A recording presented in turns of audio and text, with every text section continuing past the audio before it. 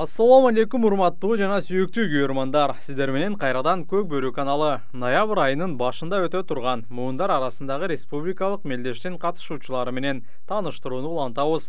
Учурда командаларды түптөө процесси жүрүп жатат.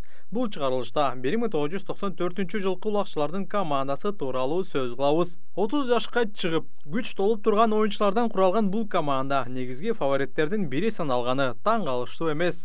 Бул команданын сап башында Көк Бөрү спортунун тарыхындагы мыкты улакчылардын бири Нуржан Мелисбек уулу турары талашсыз. Нуржан 1994 жылдын 20 декабрында Талас облусунун Карабура районунун Бакайыр айылында туулган. 2014 жылы Замандаш, 2015 жылы Бакай атада ойногон, 2016 жылы Талас ынтымак командасына кошулган. 4 камтуу боюнча Кыргызстандын лидеринен чексиздикти кошуп ал. 4 жумага болгону 500 сом.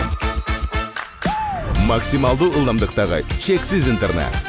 Акысыз мессенджерлер менен социалдык тармактар. Wi-Fi'ды акысыз таратуу. Чексиз чалуулар. Жогорку сапаттагы 200дөн ашуун телеканал. Этно Медиа онлайн кинотеатрын акысыз көрүү. Мой О тиркемесинен же Остор дүкөндөрүнүн акысыз есим. Баарына чексиз. 2017 жылы улуттук курамага кирип, Астанада өткөн эксподо 2-нчи орунду ээлеген. 2018, 2022 жана 2024 жылдары көчмөндөр оюндарына катышып 3 ирет чемпион болгон. Ынтымактын негизги жылдызы болуп, командасын бир нече ирет чемпион кылып, өзү мыкты улакчы деген сыйлыктарды катары менен көп алган. Экинчи мыкты улакчы кайрадан ынтымактын оюнчусу Майрамбек Рыспеков. Майрамбек мырза 1994 жылдын 9 майында Талас районунун Чат Базар айылында туулган. 2012 жылы Ой Кайың командасында ойноп баштаган. 2017 жылы Кең Талас Мурас командасында ойногон. 2018 жылы Достукка келсе, 2022 жылдан бери ынтымак командасында ойноп келет. 2022 жылы Көк Бөрү боюнча Кыргыз улуттук курама командасынын курамына кирип, дүйнөлүк көчмөндөр оюндарында чемпион болгон. Быйыл жер улак боюнча барып, күмүш медаль тагынды. Кыргызстан улуттук курама командасынын дагы бир оюнчусу Дастан Сагынбек уулу дагы 94 жылкылардын командасында. Коргонууну катырган Дастан мырза 1994 жылдын 16 сентябрында Талас районуна караштуу Акжар айылында туулган. Дастан 2016 жылы Талас жаштары Кең Талас командасында ойноп, 2017 жылы Мурас командасында, 2018 жылы Бакубат Таласта чапкан, 2019 жылдан тарта ынтымак командасында ойноп келет.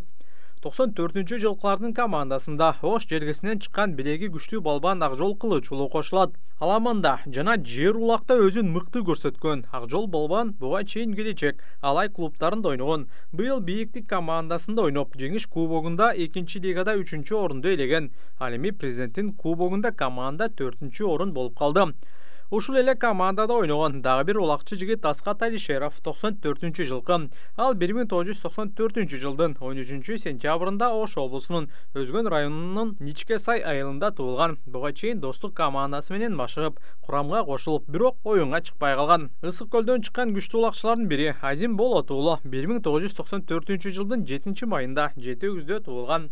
Акыркы жылдары Азимди жогорку лигадан көрбөй келебиз. Бирок убагында чагуулда дагы жекеме-жекейни дагы катырган улакчы, Достукта дагы, ынтымакта дагы ойногон. Мындан тышкары Ысык көлдүн бир нече командаларында кичи мекенинин намысын коргоп келген. Мурастын капитаны Урмат Абдышуулу, Жетакенин капитаны Тынчтык Окенов, Көк Бөрү калысы жана Четинилин капитаны Нургаз Борбиев, Шахтер командасынан Бака Жапарайдуулу 94 жылкылар. 1994 жылкы дагы кайсы улакчыларды билесиз? Бул командага дагы кимдер кошулушу керек? Комментарий жаза кетиңиздер. Ошондой эле бул команданын жеңишке жетүү мүмкүнчүлүгү канчалык деп ойлойсуз? Кийинки видеодо кайсы жылкы жигиттер менен тааныштыралы? Комментарий жазыңыз.